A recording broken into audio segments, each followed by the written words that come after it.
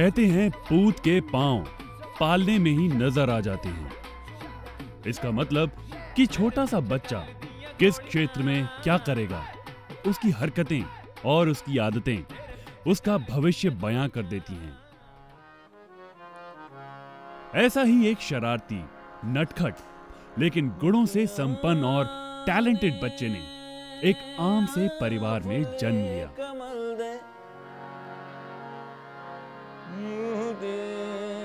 जिसे आज दुनिया शंकर साहनी के नाम से जानती है। शंकर साहनी, जिनको संगीत विरासत में मिली और अपने सुरों से पूरी दुनिया में अपनी एक अलग ही पहचान बनाई है।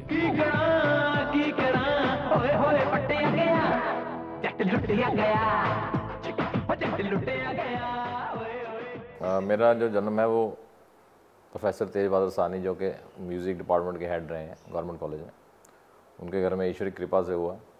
और ईश्वर को पता होता है ये बंदा गाना गाएगा, तो संगीतकार के घर में जन्म हो गया। तो ये सारा श्रेय ऊपर वाले को जाता है। और वहीं पे मैंने कुछ साल रहा हूँ अपने घर के आसपास। फिर मैं हॉस्टल चला गया, फिर मैं +2 के बाद चंडीगढ़ चला गया।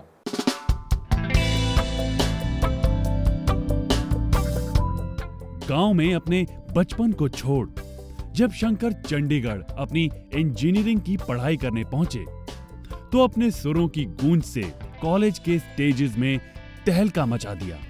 जादू कुछ यूं हुआ कि शंकर को अपनी गायकी के लिए स्टेज परफॉर्मेंस के ऑफर मिलने शुरू हो गए।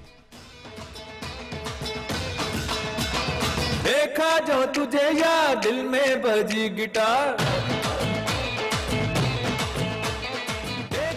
मेरे पिताजी एक्चुअली चाहते थे कि मैं इसको हॉबी रखूं, गाने को, क्योंकि वो सोचते थे कि गाने के अंदर जॉब्स बहुत कम है और प्रोफेशनल सिंगर भी बहुत कम है। तो जैसे भी पिछले 5-7 साल में काफ़ी सारे हुए हैं, ऐसे 15-20 साल पहले नहीं होंगे।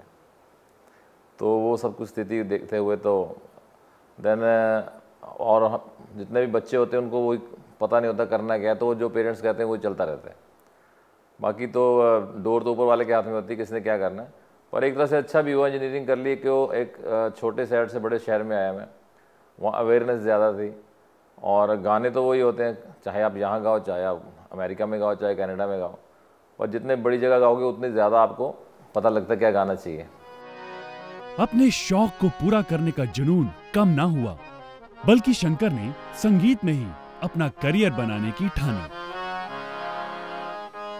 स्कूल और कॉलेज की तालियों की गड़गड़ाहट अभी कम भी नहीं हुई थी कि उन्होंने अपनी कोशिशों से एक एल्बम रिलीज की। तो वो जो पहला, मेरा ख्याल जब हमारी पहली कैसेट आई थी, तब कैसेट आई थी, अब तो सीडी बंद हो गई है, तब कैसेट होती थी। तो कैसेट जो थी वो उसका नाम था मुंडा छा गया। तो वो जब रिलीज़ हुई थी तो उन्होंने कहा था कि बहुत अच्छी गाने गाए हैं। तो 8 गाने मैंने लिखे थे और खुद ही हमने रिकॉर्ड कर लिया, क्योंकि मैं स्टूडियो रहता था, गिटारिस्ट था। तो हम सब म्यूजिशियंस ने प्लान किया कि चलो एल्बम निकालते हैं, किसी ने पैसे लिए नहीं। फिर क्या था, पहली हिट के बाद शंकर ने फिर कभी पीछे मुड़कर नहीं देखा, लगातार हिट पे हिट देते रहे।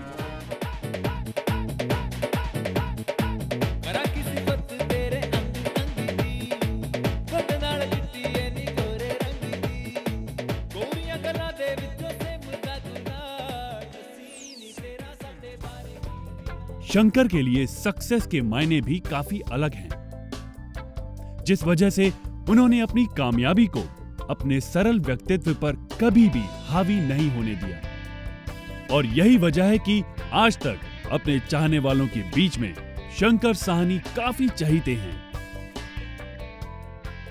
मैं ये सोचता हूँ कि संगीत जगत के अंदर अगर आप अपने मरने के बाद जाने जाओ किसी भी काम से, वो सक्सेस है। 1000 से ज्यादा स्टेज शोज, 22 एल्बम्स और कई फिल्मों में अपने संगीत का हुनर दिखा चुके शंकर को शायद ही कोई ऐसा होगा जो उनकी आवाज से वाकिफ नहीं हो। और ऐसा हो भी क्यों ना, शंकर ने हर जॉनर में खुद को प्रूव भी किया है, चाहे वो पॉप म्यूजिक हो या फिर भजन। महामृत्युंजय मंत्र गाया, वो वो लाखों में सीडी बिकी, 30-40 लाख सीडी बिक गए, वो पॉप से भी ज़्यादा ऊपर चली गई। तो मुझे बड़ी हैरानी हुई कि इतनी क्यों बिकी। तो उसके हमारे प्रधानमंत्री ने भी लगवाया, वो जब बीमार थे, जितने लोग परेशान थे उन्हें लगाना शुरू कर दिया, छोटे लेवल से लेकर हायर लेवल तक। और मुझे आशा भोसले जी का भी फ़ोन आया कि मुझे वो सीडी में इतना सुकून मिला कि सुनते ही मुझे इतना रिलैक्स हुआ है, और मुझे सीडियाँ और 2 मैंने देनी है लोगों को। तो जब मुझे लगे आशा जी सीडियाँ देंगी किसी को, तो वो क्या सीडी होगी, क्योंकि जिनको सुन के हम बड़े हुए हैं। शंकर साहनी आज सिर्फ एक नाम ही नहीं बल्कि एक पहचान बन चुकी है। अपने सुरों से दुनिया भर को मंत्र मुग्ध कर देने वाले शंकर आज भी घंटों रियाज करते हैं। जिंदगी का ओ दीवानेपन की इतना ही नहीं, हद ये जितने रही। अच्छे वो सिंगर हैं उतने ही उम्दा लेखक भी हैं। उनसे मिलकर हमने कुछ खास सवाल किए।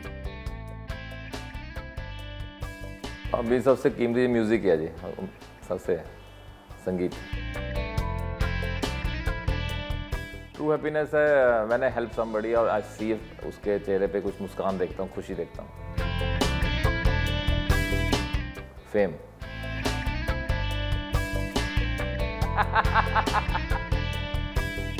जब कोई मंजिल ना मिले, जब कोई साथी ना मिले, जब कोई रास्ता ना मिले, जब कोई आशा ना रहे, तो रखना तू यकीन इस बात पे,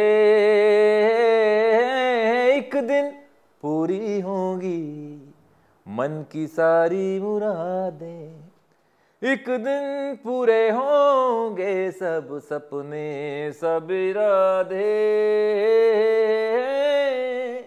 जब कोई मंजिल ना मिले।